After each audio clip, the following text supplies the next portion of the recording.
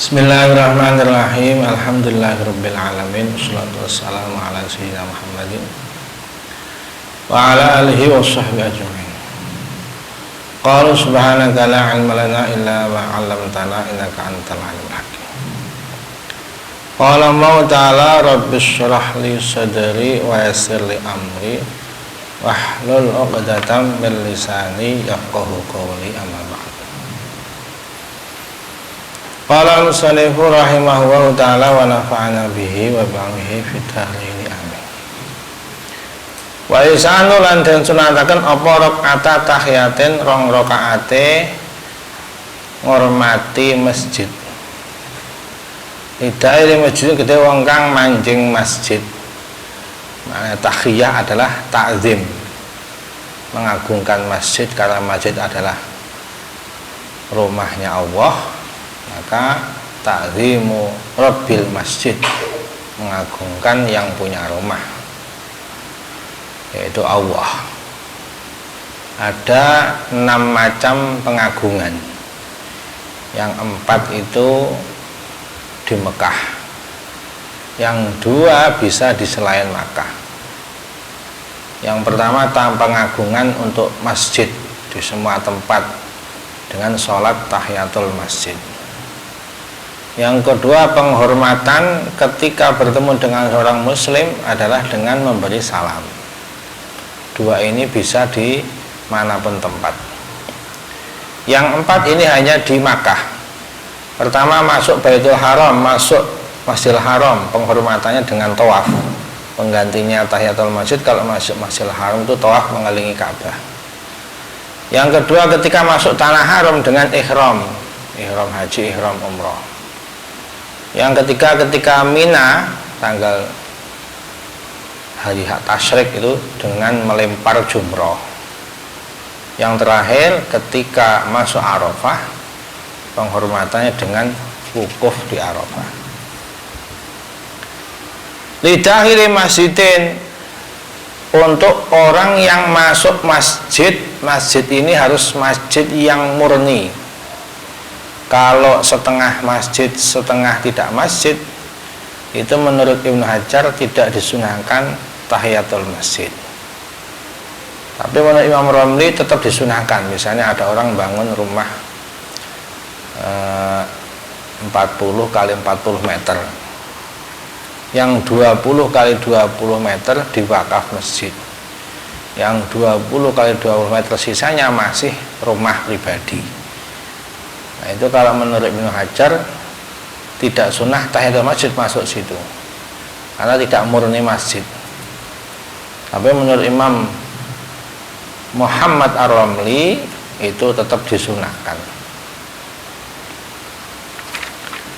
Wa in taqarra senajan bola bali apa duhulu manjing masjid meskipun bola bali, maksudnya keluar masuk lagi sholat, keluar masuk lagi sholat, berkali-kali seperti itu, keluar masuk demi sholat tahiyatul masjid. Meskipun berkali-kali masuk keluar tetap sunnah. Alam yurid unopot utawa senajan orang Arab wong al-julsa ing lungguh khilafan halinulaini li Syekh Nasr watabiun anata Syekh Nasr apa Syekhul Zakaria Syekhul Islam Zakaria Ansori fi syarahil minhaj ing dalam syarah lorone kitab manhaj wa tahriran kitab at-tahrir bi qauli lan dawi Syekhul Islam Zakaria in arada lamun ngarepna sapa wong al julusa ing lungguh. Kesunahan masuk masjid ini kalau dia memang ingin duduk di masjid. Kalau dia tidak ingin duduk, tidak sunnah menurut Syekh Nasr.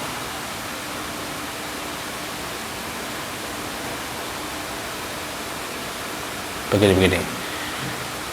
Sunnahnya masuk masjid itu meskipun dia tidak ingin duduk. Meskipun tidak ingin duduk, dia ingin masuk masjid sholat terus keluar, nggak ingin duduk masjid, itu sunnah menurut mayoritas ulama ini begini.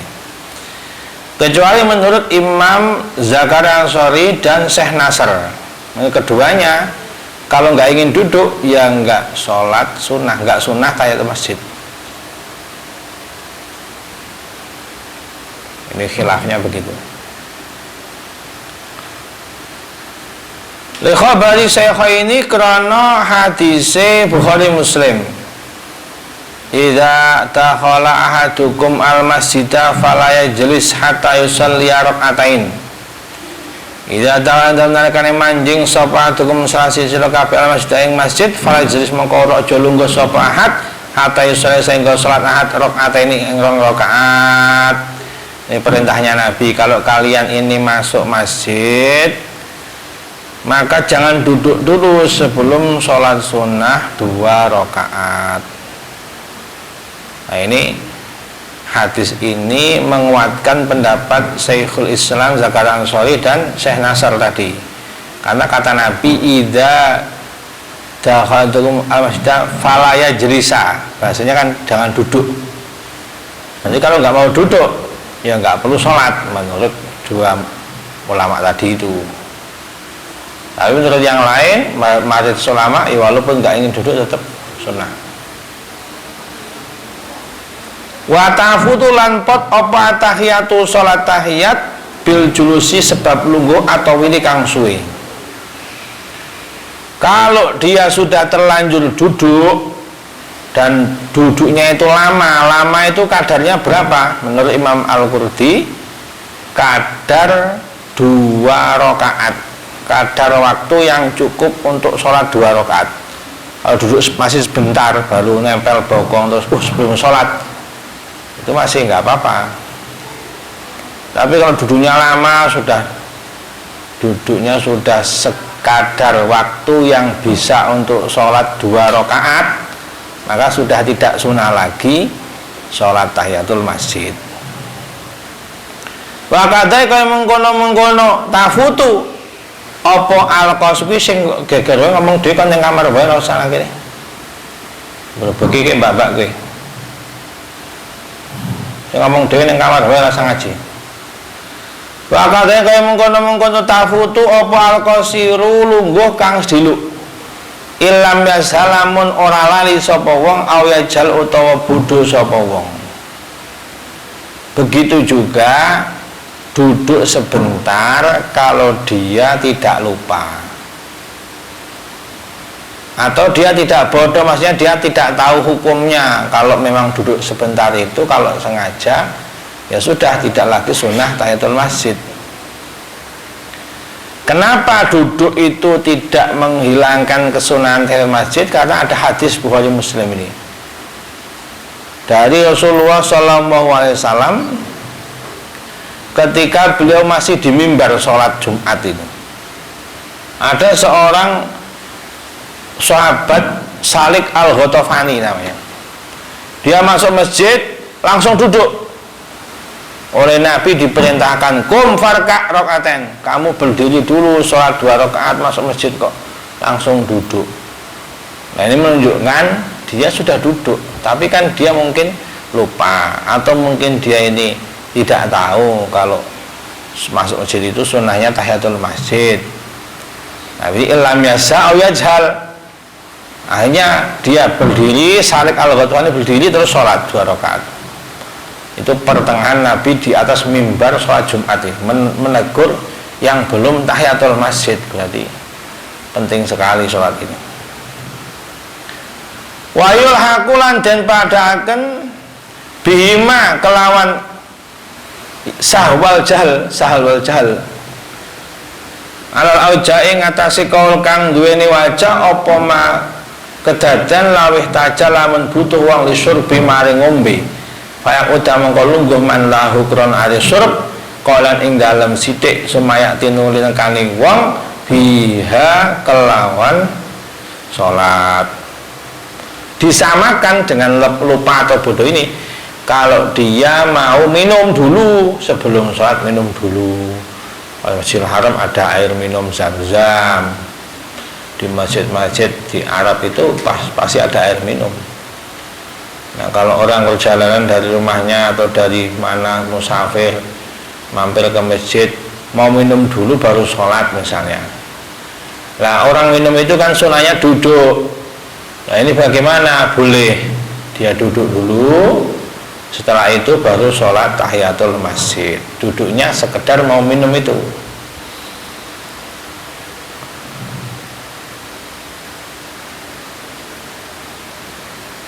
Karena berdiri itu makruh, minum sambil berdiri itu makruh. Ini menurut Imam Ibnu Hajar dan Imam Zainuddin Al-Malibari yang mengarang Fathul Mu'in ini. Kalau menurut Imam Muhammad Romli dalam kitab Nihadul Muhtaj, kalau dia duduk untuk minum maka sudah tidak perlu sholat sunnah tahiyatul masjid, sudah nggak sunnah lagi karena sudah duduk. Nah, khilaf ini, tapi yang kuat pendapatnya Imam Ibnu Hajar, walaupun minum duduk sebentar tetap sunnah tahiyatul masjid. Juga ada khilaf ketika dia duduknya itu untuk wudhu. Di sebagian masjid di Arab itu tempat wudhunya di dalam, di Masjidil Haram pun tempat wudhunya di dalam, dekat dengan Ka'bah ada tempat wudhu, dekat dengan tempat sholat itu ada tempat wudhu, tapi nggak boleh kencing. Kalau kencing atau berak itu keluar karena najis, nggak boleh. Toilet kok dalam masjid itu sebenarnya nggak boleh. Jadi toiletnya itu kalau di masjid-masjid di Arab itu di luar dari wilayah masjid. Di Masjidil Haram begitu, di Mekah itu keluar, naik tangga bawah, turun tangga bawah, baru ada toilet biasanya. Keluar dulu. Nah, tempat wudhunya itu biasanya dikasih tempat duduk. Banyak orang yang wudhu sambil duduk. Nah, kalau dia masuk masjid belum punya wudhu, misalnya hadas, dia hanya wudhunya sambil duduk, itu bagaimana? Nah, ini menurut Ibnu Hajar, kalau untuk wudhu sudah fatatit tahiyah, sudah hilang ke sunahnya tahiyatul masjid. Karena orang wudhu itu nggak harus duduk. Beda kalau minum. Kalau minum itu sunahnya duduk. Tapi menurut Imam Khatib Asy-Syirbini dalam Mughniul Muhtaj, tidak yafutu, tetap disunahkan meskipun duduk untuk wudhu menurut Imam Khatib. La bituli kiamin, ora sebab suwene ngadeg. Kalau lama berdiri di masjid sampai 1 jam belum sholat, nggak apa-apa, ini masih disunahkan tahiyatul masjid. Ini banyak dipraktekkan kalau sholat Jumat itu biasanya masuk masjid sudah azan. Nah, kurang elok kalau azan terus sholat, jawab azan dulu. Setelah jawab azan, setelah itu doa baru sholat. Meskipun berdirinya lama, tetap tidak hilang kesunahan tahiyatul masjid. Ini maknanya labitu li qiyamin.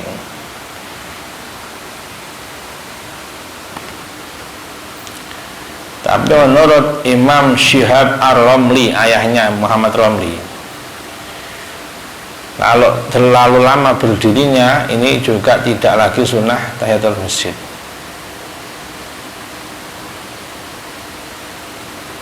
Kalau Ibnu Hajar nggak apa-apa lama berdiri. Sebagaimana khilaf kalau orang baca ayat sajdah. Ayat sajdah itu kalau orang baca atau mendengar di Al-Quran ada ayat sajdah itu kan sunnah sujud tilawah. Tapi kalau sudah terlalu lama, ini pun khilaf apakah masih sunnah atau tidak. Sudah lama bacanya baru mau sujud.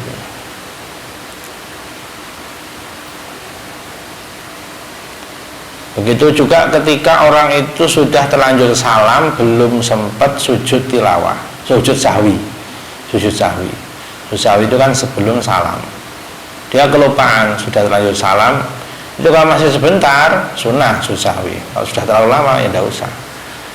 Sama dengan itu menurut Imam Syafii, kalau sudah terlalu lama, tidak sunnah lagi tahiyatul masjid. Tapi menurut Imam Romli tetap sunnah. Imam Muhammad Romli anaknya Imam Syihab Ar-Ramli mengikuti ayahnya ini dalam masalah ini. Au iradun utawa mengo anha saking sholat, atau dia sudah nggak ingin sholat memang, saya memang nggak pengen sholat tahiyatul masjid, ya sudah. Oh begini, dia sudah nggak ingin sholat tahiyatul, tadinya sudah, saya sudah nggak mau tahiyatul masjid, tapi dia masih berdiri meskipun hatinya sudah nggak ingin sholat, tapi ternyata setelah itu dia sadar, masa nggak sholat, Nabi ada orang duduk, saya suruh sholat tahiyatul masjid. Andai kan kok kita hidup bersama Nabi, ya pasti tegur kita nggak sholat tahiyatul masjid. Misalnya sadar begitu, terus dia pengen sholat, yang penting belum duduk. Nah ini tetap sunnah, maknanya au i'radun anha, maknanya begitu. Waliman lan kedhe wong aroma kang ihram, kang tahbul ihram sapa man biha kan tahiyatul masjid qaiman hale ngadeg al kudu wenang utawi lungguh litmamiha kanggo nyempurnaaken salat. Jadi salat sunnah tidak ada yang wajib berdiri. Misalnya ada orang salat tahiyatul masjid takbiratul ihram berdiri, setelah itu langsung duduk baca Fatihah, boleh. Sholat sunnah itu ringan, malas berdiri boleh duduk. Nah kok nggak pernah sholat sunnah itu kan kebangetan, agama ini murah sekali. Kalau sholat wajib harus berdiri, kalau sholat sunnah nggak ada keharusan berdiri. Cuma kalau duduk pahalanya separuh yang berdiri. Semakin berat ibadah masakoh maka semakin banyak pahala. Kalau dia bisa berdiri kok duduk sholat sunnah, ya pahalanya separuhnya. Dia bisa duduk kok tidur miring, separuhnya lagi, pahalanya begitu. Nah ini boleh orang itu sholat tahiyatul masjid berdiri takbir ihram usolli sunnata tahiyatul masjid Allahu akbar, bisa duduk baca wajah itu wajih lagi, duduk Fatihahnya duduk, suratnya duduk, boleh itu. Maknanya waliman ahram biha qaiman al qu'udu li itmamiha. Atau satu rakaat berdiri, satu rakaat duduk boleh. Atau satu rakaat duduk, rakaat kedua berdiri boleh. Salat itu boleh. Murah agama ini.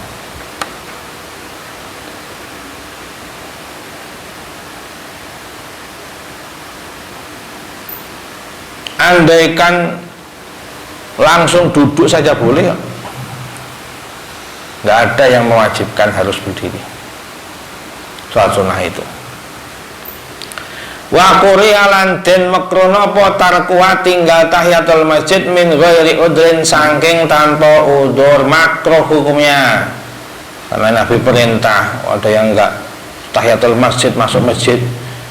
Masuk masjid kok disamakan masuk WC, disamakan masuk tempat yang tidak mulia, tidak sholat. Nah, ini kan makruh, ini dibenci. Nah, bisa saya sampai perintah ini, ada yang masuk nggak sholat, walaupun di tengah khutbah itu berdiri kamu sholat dulu. Nah, ini orang meninggalkannya tanpa udzur, maka hukumnya makruh. Apa contohnya udzur? Sakit, dia kecapean kalau sholat sunnah, nanti sholat wajib saja jamaah saja misalnya. Atau seorang khotib yang memang waktunya khutbah, masuk masjid belum sempat tahiyatul masjid, sudah adzan kedua waktunya khutbah, nah udzur itu. Atau orang yang ingin tawaf mengelilingi Ka'bah, itu pun udzur, tidak makruh karena ada udzur. Bahkan kalau orang masuk Masjidil Haram itu malah makruh sholat tahiyatul masjid. Sunnahnya itu tawaf, bukan tahiyatul masjid. Kalau masuk Masjidil Haram, sunnahnya menghormatinya dengan mengelilingi Ka'bah, tawaf. Naam, ya bener, mau makruh in qarba lamun parek apa qiyamu maktubatin, ngadeke sholat wajib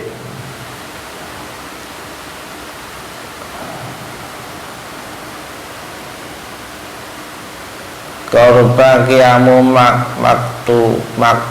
maktubatin apa maktubi au qoroba qiyamu maktubihi terus maktubatin kudune iki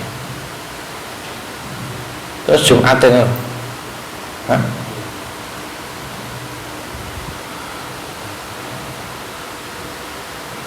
au qoroba utawa apa qiyam maktubatin jumenenge salat wajib rupane Jumatin salat Jumat au ghairu talene Jumat wa khosian khawatir wong lawis taklam ketungkul wong bidae kan salat sunat tahiyat bahwa tahiyat ing kepotan keutamaane takbir ihram intadul moko nunggu sapa wong hu ing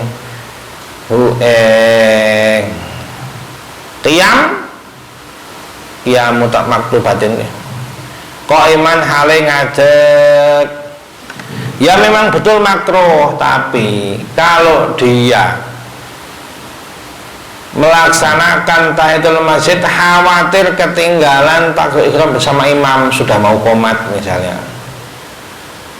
sudah mau qomat sholat wajib atau sholat Jumat atau sholat subuh atau yang lain, maka dia sunnah menunggu sambil berdiri. Nanti otomatis sholat wajibnya ini dapat pahala tahiyatul masjid, namanya indiraj. Jadi orang masuk masjid itu sunnah sholat tahiyatul masjid, meskipun dimasukkan ke sholat qobliyah tetap dapat pahala. Misalnya qobliyah zuhur plus tahiyatul masjid, boleh indiraj namanya ini. Atau belum sempat sholat qobliyah langsung sholat wajib, masuk masjid langsung sholat subuh jamaah, belum sholat tahiyatul masjid, otomatis subuhnya ini sudah menggugurkan tahiyatul masjid. Nah sholat kan nggak harus sunnah, wajib apalagi. Ini maknanya indiraj, otomatis. Nah kalau mepet sudah waktunya qomat, ya menunggu saja, nunggu sampai berdiri terus langsung jamaah, tidak makruh. Wa yusanu lan den sunataken liman maring wong lam yatamakan kang ora dadi kongang apa sapa man lam kang dadi kongang seman minha saking salat walau bihadas senajan iku kelawan sebab hadas apa aya kula yen ngucap sapa wong subhanallah walhamdulillah wala ilaha illallah wallahu akbar wala haula wala quwata illa billahil aliyil azim arba'an kelawan ping 4. Disunahkan bagi orang yang tidak memungkinkan lagi melakukan sholat tahiyatul masjid karena udzur tadi itu, atau karena hadas, gak punya wudhu, saya ini ada pengajian di masjid masuk belum sempat tahiyatul masjid, maka sunnah membaca ini subhanallah walhamdulillah wala ilaha illallah wallahu akbar wala haula wala quwata illa billahil aliyil azim 4 kali sebagai zikir pengganti tahiyatul masjid ini.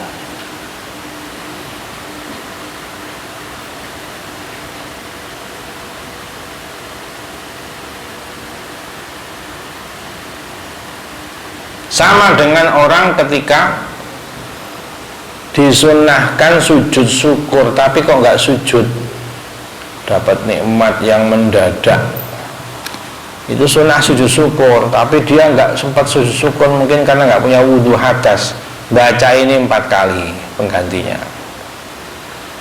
Dia mendengar orang baca sujud ayat sajdah atau dia sendiri baca ayat sajdah tapi masih nggak memungkinkan sholat sujud, maka diganti baca ini 4 kali. Ini adalah baqiyatus sholihat.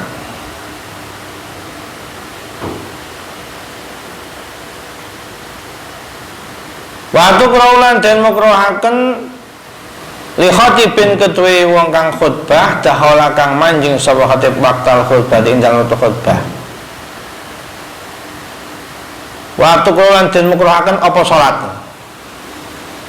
Li khatibin kete wong kang khutbah dahula kang manjing apa waktu khutbati waktu khutbah. Utawa dahula kang manjing sapa khatib ngono. Dahula kang sapa khatib waktu khutbah dalam waktu khutbah. Kalau orang mau khutbah Jumat ndak usah tahiyatul masjid, sudah waktunya khutbah kok ditunggu orang banyak kok malah sholat dulu, masih sholat dulu. Makruh hukumnya.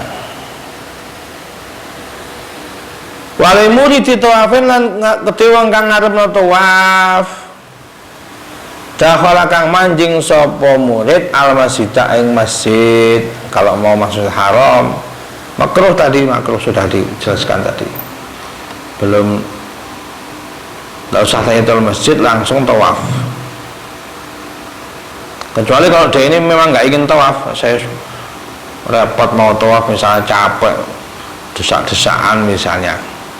Berarti dia memang nggak ingin tawaf, makanya murid ditawaf. Kalau nggak ingin tawaf ya sudah tahiyatul masjid.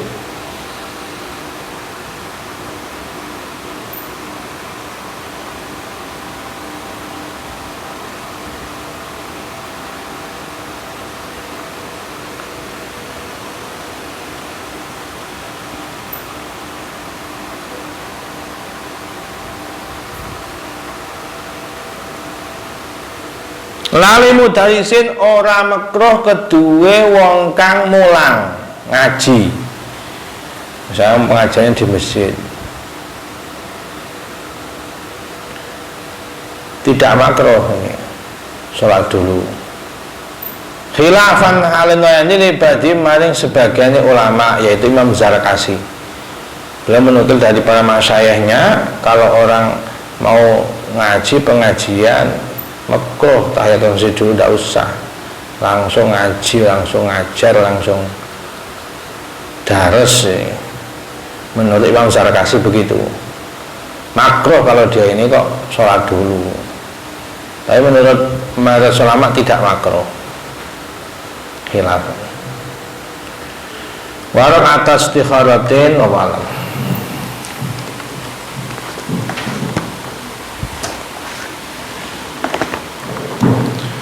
Surat Al-Maidah ayat 64. A'udzu billahi minasy syaithanir rajim. Bismillahirrahmanirrahim. Wa qalatil yahudu yadullahi maghlulah ghullat aydihim wa lu'inu bima qalu bal yadahu mabsuutatan yunfiqu kayfa yasha' wala yazidanna katsiran minhum ma unzila ilaika min rabbika tughyanan wa kufra wa alqaina bainahumul adawata wal baghdha'a ila yaumil qiyamah kullama awqadu naran lil harbi atfahumullah wa yas'auna fil ardi fasada wallahu la yuhibbul mufsidin. Bismillahirrahmanirrahim. Bapak ngucap sapa Yahudi wong Yahudi. Mesti waca ya. Ya ayat. Wis keterangane wae. Wis dimanane. Ini orang-orang Yahudi berkata bahwa tangan Allah itu terbelenggu, yadullahi mahlulah. Ini perkataan yang keji ini. Menurut Imam Ikrimah yang berkata ini seorang tokoh Yahudi namanya Finhas bin Azura la'anahullah. Jadi mereka punya harta yang banyak tapi bakhil, pelit. Ketika Nabi perintah supaya orang ini infak, sedekah, dia ngomong yadullahi maghlulah, tangan Allah itu terbelenggu. Maksudnya Allah pelit apa kok nyuruh hambanya sedekah. Tuhannya Muhammad ini fakir, gak punya uang, minta disedekahi. Ini perkataannya Yahudi.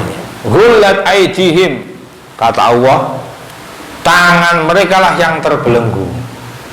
Ini ada yang mana secara zahir tangannya terbelenggu itu maksudnya mereka nanti akan ditawan oleh pasukan kaum muslimin di dunia. Ghullat aydihim.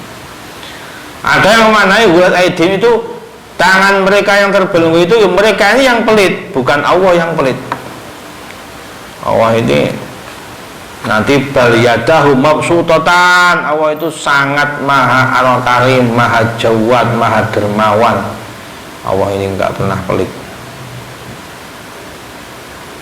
Ada yang maknai ghullat aydihim ini terbelenggu besok di akhirat. Tangannya mereka besok akan dibelenggu dengan rantai-rantai neraka, dibelenggu, digiring ke neraka. Maknanya ghullat aydihim itu.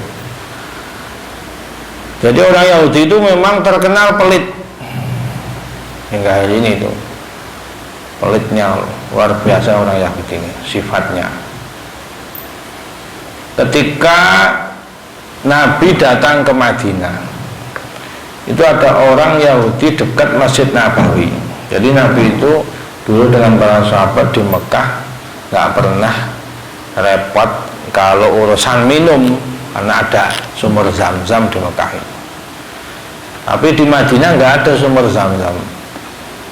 Ada sumur namanya sumur Ruman namanya. Ini milik orang Yahudi. Tiap orang kalau mau minum di sumur Ruman ini di Madinah harus bayar 1 mud. Tiap minum bayar 1 mud. Orang sampai ngantri-ngantri ini mau ngambil sumur Rumannya orang Yahudi ini di dekat Masjid Nabawi. Akhirnya Nabi ini bikin pengumuman, siapa yang membeli sumur Ruman ini tak jamin rumah di surga, kata Nabi. Kata Sayyidina Utsman bin Affan, saya yang beli ya Rasulullah. Ya Utsman yang beli ini. Datangi Yahudi ini, saya beli sumur kamu. Gak boleh ini sumur menguntungkan, hartanya banyak, orang semua beli, saya jadi kaya kok. Dirayu lagi, nggak beli, nggak boleh, mau beli nggak boleh. Akhirnya Sayyidina Utsman punya akal. Ya sudah, saya beli separuh sumur katanya. Sumur kok separuh dibeli. Bagaimana? Ya kalau hari ini jatah kamu yang jual, besok jatah saya. Wah, akhirnya kata Yahudi, wah ya lumayan ini, tetap bisa jual air, sumur, dapat uang dari Utsman. Hanya dibeli 12 dirham ini. Oleh Sayyidina Utsman, kalau waktunya dia ini jatahnya sumur, ini digratiskan. Misalnya ini hari Senin, besok jatahnya Yahudi. Kalau pas Selasa, Sayyidina Utsman gratiskan sumur, gratis, tidak usah bayar. Kalau pas jatahnya Utsman, Rebu nanti Yahudi bayar lagi. Kamis gratis. Ini akalnya, cerdasnya Utsman. Akhirnya orang-orang nggak ada yang beli lagi. Jadi waktu pas gilirannya Utsman, orang ambil air sebanyak-banyaknya sampai jatah 2 hari. Sekira besok pas jatahnya Yahudi, nggak ada yang beli, bangkrut Yahudi ini akhirnya. Saking pelitnya air suruh beli ini. Akhirnya Yahudi ini bangkrut, nggak ada yang beli, wis datang ke Utsman, sudah beli saja semua daripada saya tidak dapat uang. Nah, ini karena pelit, orang itu sifatnya itu pelit. Ya tuwa, ini ya ghullat aydihim walau inu bimakul, mereka pun dilaknati, dijauhkan dari mata pernyataan mereka ini yang keji tadi itu. Bal yadahu mabsutatan yunfiqu kaifa yasha. Sesungguhnya sebalik dari itu, bahwa Allah itu tangannya, kemurahannya itu terbuka bagi siapapun, terutama yang mereka yang infak. Dalam hadis qudsi itu, qala li innallaha ta'ala qala li anfiq unfiq alaik. Hadis riwayat Ahmad ini, Allah berkata kepadaku, kata Nabi ini, anfiq unfiq alaik, kalau kamu infak sama orang, saya akan infak kamu, akan saya kasih, saya banyak rezeki. Kalau rajin sedekah banyak rezekinya. Yaminullah mal'a la yaghituha sahaul lail wan nahar. Tangan Allah itu penuh, nggak akan cukup menghitung siang malam. Sekarang dibayangkan ada orang di sini ribuan orang makan semua, manusia makan semua, hewan-hewan makan semua, warung-warung laku semua. Jarang ada orang mati kelaparan, itu jarang. Dikasih rezeki semua. Nah itu kan Allah tangannya penuh. Siapa yang sanggup seperti itu? Yaminullah mal'a, tangan Allah itu penuh, siang malam memberi rezeki. Ara'aitum ma'an faqam khalaqas sam'ardu fa innahum yaghid ma fi yamini. Kalau kamu mau hitung berapa yang sudah Allah infakkan, yang Allah beri untuk makhluknya ini semenjak menciptakan langit bumi, dari semua orang dulu sampai hari ini semua dikasih rezeki, kok mengatakan Allah tangannya terbelenggu, ini kan keji, ucapan yang celaka ini. Lam yaghid ma fi yamini warsu al-ma wa bil ukhral qabda yarfa wa yaghfid. Tapi Allah itu punya tangan lain, maksudnya Allah itu punya sifat lain. Allah juga maha menyiksa. Allah ini maha keras siksanya, maha memaksa. Allah ini punya sifat lain. Allah juga pemberi tapi ada sifat lain. Terserah Allah, ada yang memang dikasih sedikit, ada yang dikasih banyak, itu Allah punya kebijaksanaan seperti itu, bukan karena pelit. Yunfiqu kaifa yasha, itu terserah berinya, itu tidak boleh diatur. Wala zidanna katsiran minhum ma unzila ilaika min rabbika tughyanan wa kufra. Diturunkan Al-Quran ini kepada orang-orang Yahudi itu tidak menambah iman. Al-Quran yang luar biasa isinya, ilmunya, hikmahnya luar biasa ini. Tapi kalau diturunkan kepada orang Yahudi ini, orang-orang kafir ini, malah menambah mereka semakin lanjut, semakin kufur. Na'udzubillah. Berbeda kalau orang mukmin, wa idza tuliyat alaihi ayatuhu zadatuhum imana. Orang mukmin itu kalau dibacakan ayat Al-Quran itu tambah iman, tambah iman. Ada orang muslim mukmin kok dibaca Al-Quran kok nggak tambah iman, ini berarti nggak beres nih, apa munafik ya. Wa alqaina bainahumul adawatal baghdha ila yaumil qiyamah.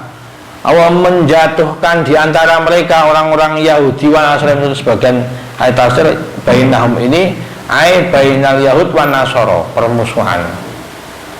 Sampai hari kiamat ini belum pernah perang dengan jumlah yang dahsyat sebagaimana perang Yahudi dan Nasrani ini. Kalau perang zaman Nabi itu meninggal paling 70, berapa ratus, paling banyak berapa ribu dengan Romawi zaman dulu itu. Tapi kalau orang Nasrani, dulu ada orang namanya Hitler di Jerman itu, memerangi orang Yahudi, membantai orang Yahudi. Hanya ada perang dunia pertama, perang dunia kedua, itu yang mati jutaan orang, puluhan juta, bahkan ada yang menghitung sampai 30 juta ini matinya. Nah ini kalau orang kafir permusuhannya seperti itu. Karena kata Allah, walqaina bainahumul adawata wal baghdha ila yaumil qiyamah. Kullama awqadu naral lil harbi atfahum. Mereka ini mengajak, memprovokasi, membuat api peperangan. Yang mendahului perang itu pasti Yahudi. Jadi PBB itu sampai mengirim lebih dari 45 resolusi. Nggak mempan orang Yahudi ini, diajak resolusi pengennya perang. Kalau perang biasanya nyerangnya mas bulan Ramadan ini, karena kejinya ini. Allah yang memadamkan mereka ini. Was'auna fil ardi fasada wallahu la yuhibbul mufsidin. Oh, alam.